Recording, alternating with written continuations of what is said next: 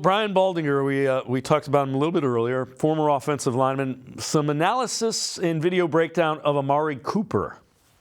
Let's watch Amari Cooper on these 2 third-down throws go about his business against Tariq Woolen. The old button hook and go.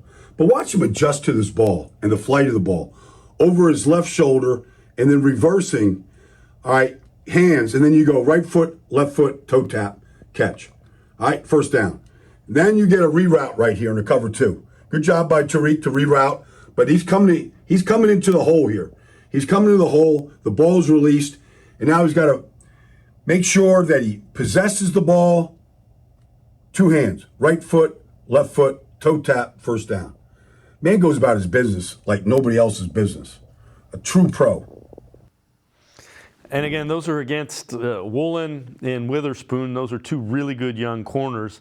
And it was with P.J. Walker as the quarterback. Those were a couple of good throws that he made. Is Cooper underappreciated as a wide receiver, do you think? Yeah, I think he definitely is. And I think he's still been really solid even as he gets up there in age. And let's face it, I mean, he hasn't really been helped out too much. This is a problem that he had early in his career with the Raiders, was that he just didn't have a good enough quarterback to be getting him the ball consistently.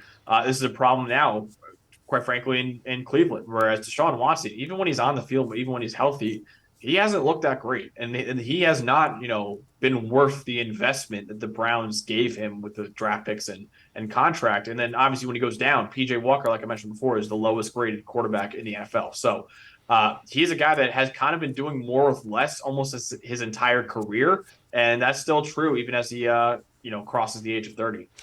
Is it because he's not one of these boisterous me kind of guy? Is that why you think he doesn't get some of the attention that some of the talented but not quite as talented and consistent receivers?